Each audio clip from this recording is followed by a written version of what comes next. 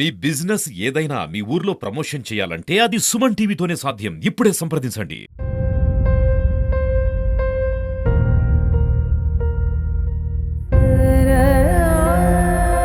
సరుకుల కోసం వస్తూ పోతుండే నన్ను అంటే నేను అక్కడ క్యాషియర్గా వర్క్ చేస్తున్నాను. అలా పరిచయం అయ్యి నన్ను మోసం చేసి ఇప్పుడు నాకంటూ ఫుడ్ కూల్ డ్రింక్ ఇవ్వడంతో నేను తిన్నాను, తాగాను. దాని తర్వాత మరుసటి రోజుకంతా ఎల్లకాలం తోడుంటానని చెప్పి భరోసా ఇచ్చాడు. వాళ్ళ పేరెంట్స్ ఏమంటారు, నీకు అవసరం ఉంటే నువ్వు వెళ్ళిపో, అమ్మాయిని తోడుకొని వెళ్ళిపో, అమ్మాయికి మాకు అవసరం లేదు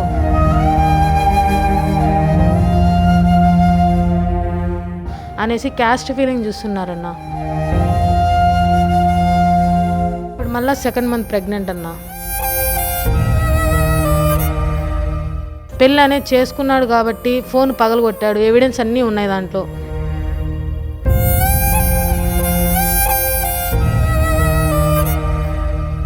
ఇప్పుడు ప్రెగ్నెంట్ అయిన విషయం అందరికీ తెలిస్తే నా పరువు పోతుంది అనే వరకు పసుపు తాడు కట్టాడన్న.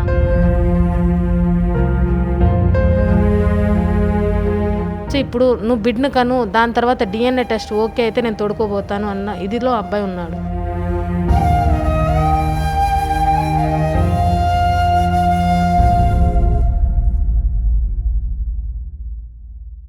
పెళ్లి చేసుకొని జీవితకాలం తోడుంటానని హామీ ఇచ్చాడు.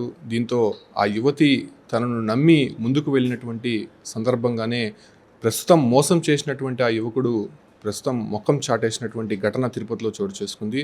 తిరుపతి డీమార్ట్లో పనిచేస్తున్నటువంటి ఒక అమ్మాయికి వినయ్ కుమార్ అనేటువంటి వ్యక్తి పరిచయం అయ్యాడు. అయితే పెళ్లి చేసుకుంటాను, జీవితాంతం కలిసి ఉంటామని చెప్పి హామీ ఇచ్చాడు. ఆ తర్వాత గర్భవతిని చేశాడు. గర్భవతి అయిన తర్వాత తాను ఇప్పుడు నీకు నాకు సంబంధం లేదు అంటూ పూర్తిగా ముఖం చాటేసినటువంటి ఘటన తిరుపతిలో చోటు చేసుకుంది. ప్రస్తుతం బాధితురాలు మనతో ఉంది, ఆమెతో మాట్లాడదాం. అసలు మీ నేటివ్ ప్లేస్ ఏంటి, ఎక్కడ పనిచేస్తారు, వినయ్ కుమార్ అనేటువంటి వ్యక్తి ఎక్కడ పరిచయం అయ్యాడు? అన్న, నా పేరు వచ్చి నాజుని, మాది పూతలపట్టు.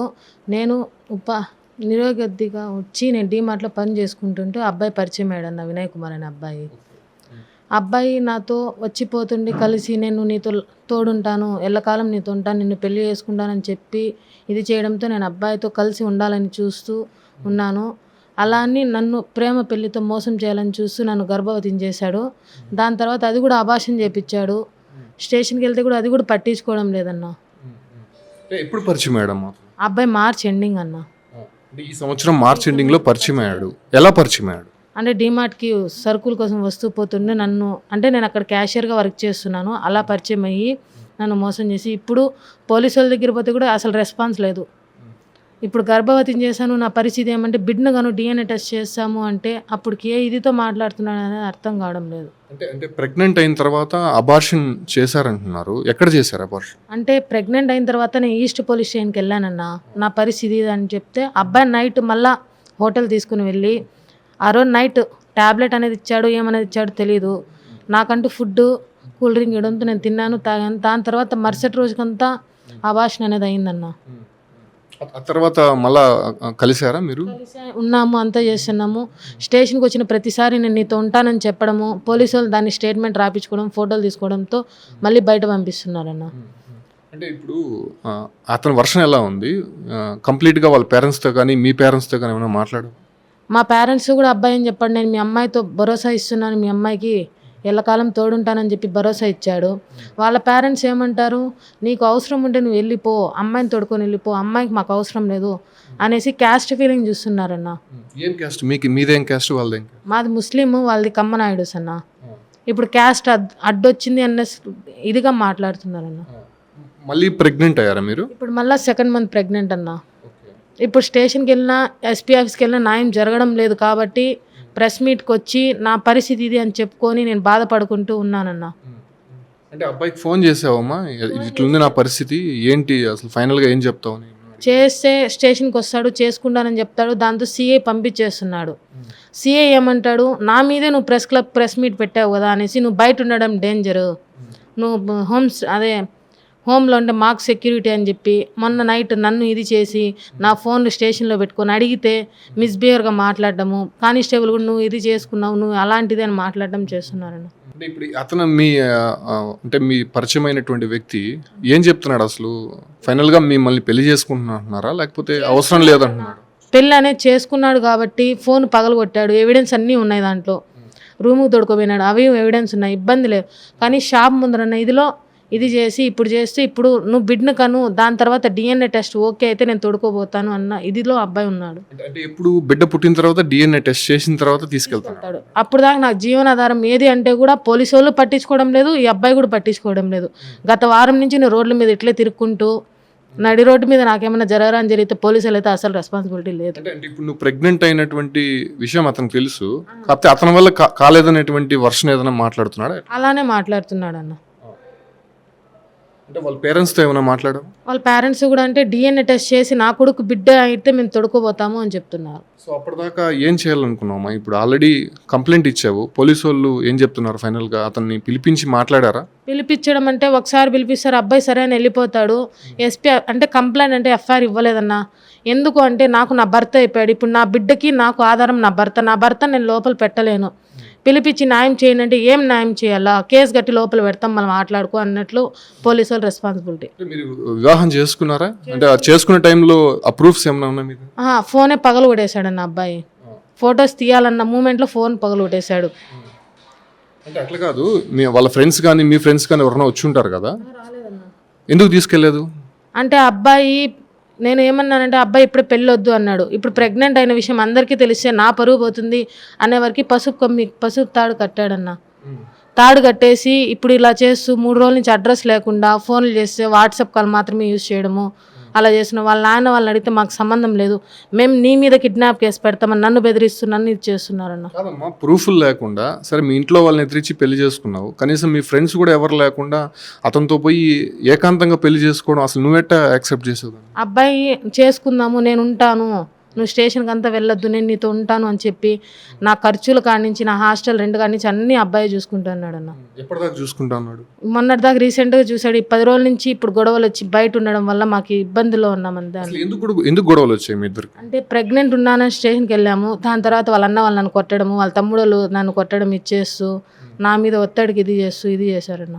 ఇప్పుడు ఎక్కడ ఉంటున్నారు తిరుపతిలో మీరు? తిరుపతిలో వారం నుంచి నేను రోడ్ల మీద ఉంటున్నా. అబ్బాయి అయితే ప్రశాంతంగా ఇంట్లో ఉంటున్నాడు. పోలీసు వాళ్ళు అయితే అసలు రెస్పాన్సిబిలిటీ లేకుండా డ్యూటీ చేస్తున్నారన్న. అంటే ఇప్పుడు DNA కన్ఫర్మ్ అయిన తర్వాత అతను తీసుకెళ్తున్నాను అంటున్నాడా? అవునన్నా. సో ఫైనల్గా కంప్లైంట్ ఇచ్చావు, సో వాళ్ళు రెస్పాండ్ కాలేదంటున్నావు, ఇంకేం చేయబోతున్నాము ఫర్దర్? నెక్స్ట్ నాకు ఇక్కడ న్యాయం జరగకపోతే నేను అనిత మేడం దగ్గరికి వెళ్ళి నాకు పలానా ఇలా జరిగినా నాకు ఆంధ్రాలో ఇలా జరగలేదు, న్యాయం జరగలేదు, ఒక ఆడబిడ్డగా నేను ఇంత దూరం వచ్చాను అనేసి నా బాధ నేను మేడంతో చెప్పుకోవాలని చూస్తున్నానన్న. కాదమ్మా, అప్పుడు పరిచయం అయ్యాడు కదా నీకు, పరిచయం అయ్యాడు, అప్పుడు ఏమని చెప్పాడు? నువ్వు ఎట్లా నమ్మేవు అతను? నేను లైఫ్ టైం ఉంటాను అని, నేను నిన్ను తప్ప ఇంకెవరిని చేసుకోను అని చెప్పి ఇది చేసి ఇప్పుడు ఇలా చేస్తున్నాడు అన్న. ఏం చదువుకున్నాము? నేను డిప్లొమా చేశానన్న. అంటే ఇప్పుడు మీ పేరెంట్స్ నీతో లేరా, మీకు సపోర్ట్? ఎవ్వరు లేరన్న. నడి రోడ్డు మీద రాత్రి 12 గంటలకు అయితే హైవేల మీద కూర్చోవడము, నైట్ అయితే మార్నింగ్ అయితే స్టేషన్ వస్తే నైట్ 9-10 దాకా కూర్చోబెడతారు, పంపిస్తున్నారన్న. ఇప్పుడు జాబ్కి వెళ్ళడం లేదు? జాబ్ ఎక్కడ పంపించడం లేదన్న అబ్బాయి, ఎక్కడ పంపించడం లేదు. సో ఈమె పూతలపాటుకు సంబంధించిన వ్యక్తి. అంటే మీ ఫొటోస్ ప్రూఫ్స్ ఏమైనా ఉన్నాయమ్మా? ఉన్నాయన్న. ఇది ఎక్కడవి ఇవి? అంటే ఈ అబ్బాయి రూమ్ తీసుకొని వెళ్ళిన ఫొటోస్ అన్న ఇవి, ఇక్కడ చూడండి. అంటే అప్పుడు ఫొటోస్ తీసుకున్నారు, పెళ్లి చేసుకున్నప్పుడు ఫొటోస్ తీసుకున్నారు? తీసుకోలేదన్న. ఆ మూమెంట్లో ఫోన్ పగలగొడేశాడన్న. ఇతను ఏం చేస్తాడు? MRపల్లిలో టైల్స్ షాప్లో వర్క్ చేస్తాడన్న. అనూస్ టైల్స్ అనే దాంట్లో మేనేజర్.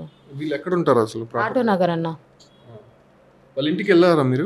ఒకసారి తీసుకువెళ్ళాడన్న. మళ్ళీ నేను వెళ్తే మొన్న అంటే ఇది మ్యారేజ్ కాకముందు ఇన్సిడెంట్ అయ్యి సూసైడ్ అటెంప్ట్ చేసుకున్నప్పుడు నేను మా అన్న వాళ్ళు తీసుకుని వెళ్తే వాళ్ళమ్మ వాళ్ళు నా మీద కేసు పెట్టడానికి వెళ్తే అది పోలీసు వాళ్ళు FIR చేశారన్న. అంటే మీ పైన కేసు పెట్టారా? అవునన్న. అంటే ఏ విధంగా పెట్టారు? అంటే ఈ అబ్బాయి వల్ల సూసైడ్ చేసుకున్న అబ్బాయి ఇంటికాడ ఉంటాడని ఇంటికాడ వెళ్ళాను నైట్ 10 o'clockకి. అప్పుడు పోతా భయంతో నేను మా మామకు చెప్తే మా మామ వాళ్ళ ఫ్రెండ్స్ని పంపిస్తే వీళ్ళు నన్ను కొట్టడానికి చంపడానికి తీసుకొచ్చారనే వరకు అలిపిరిలో స్టేషన్లో కేసు కట్టారన్న. ఇప్పటికీ ఒకటన్నా న్యాయం అనేది ఎవరు పక్కన ఉన్నదని కాకుండా క్యాస్ట్ ఫీలింగ్ చూస్తా వాళ్ళకి ఫేవర్గానే పోలీసు వాళ్ళు పోతున్నారన్న. మళ్ళీ ఏమైనా మాట్లాడితే మేము డ్యూటీలు చేయలేదా, మా మీద నువ్వు ప్రెస్ మీట్లు పెడతావు, నన్ను ఇది టార్గెట్ చేసి ఇది చేస్తున్నారు. సో ఈ మహిళ పూతలపట్టుకు సంబంధించినటువంటి మహిళ, అంటే ఆర్థిక పరిస్థితులు బాగాలేకుండా తిరుపతి డీమార్ట్లో వర్క్ చేసుకుంటూ ఉండేది. అయితే వినయ్ కుమార్ అనేటువంటి వ్యక్తి తరచూ డీమార్ట్కి వచ్చి ఈ మహిళతో కొంత పరిచయం ఏర్పడిన తర్వాత లైఫ్ లాంగ్ నీతో ఉంటానని చెప్పి అతను ఈ అమ్మాయితో సహజీవనం చేయడం జరిగింది. అయితే కంప్లీట్గా ఆ తర్వాత ఫస్ట్ ప్రెగ్నెంట్ అయింది. ప్రెగ్నెంట్ అయిన తర్వాత అబార్షన్ చేయించారు. ఆ తర్వాత మళ్ళీ ప్రెగ్నెంట్ అయినటువంటి సందర్భంగా అతను సరైనటువంటి కారణాలు చెబుతూ ఈ అమ్మాయిని పూర్తిగా కూడా దూరం పెట్టే ప్రయత్నం చేస్తున్నాడు. వాళ్ళ ఇంట్లో ఉన్నటువంటి వారు కూడా ఈ అమ్మాయిని అతనితో ఉండడాన్ని చూసి కంప్లీట్గా దూరం పెట్టినటువంటి నేపథ్యంలోనే ప్రస్తుతం ఆ మహిళ అనేది రోడ్డు పైన నిల్చుందని చెప్పుకోవచ్చు. పోలీస్ స్టేషన్కి వెళ్ళినా తనకు న్యాయం జరగట్లేదు, తిరిగి తనపైనే కేసు పెట్టారని చెప్పి కూడా ఆవేదన వ్యక్తం చేస్తుంది. ప్రస్తుతం ఇక్కడ నాకు న్యాయం జరగలేదు కాబట్టి నేను హోమ్ మినిస్టర్ని కలిసి నాకు న్యాయం చేయమని చెప్పి కోరుతానని చెప్పి ఈ మహిళ కోరుతోంది. ఈ మహిళకు సంబంధించినటువంటి ఇప్పటికే ఆధారాలతో పాటు మీడియా ముందుకు వచ్చినటువంటి నేపథ్యంలోనే పోలీసు వాళ్ళు ఎటువంటి న్యాయం చేయబోతున్నారు, కంప్లీట్గా నెక్స్ట్ స్టెప్ వాళ్ళ దగ్గర నుంచి ఎలా ఉండబోతుందో అనేది చూడాల్సినటువంటి అంశంగా మారింది.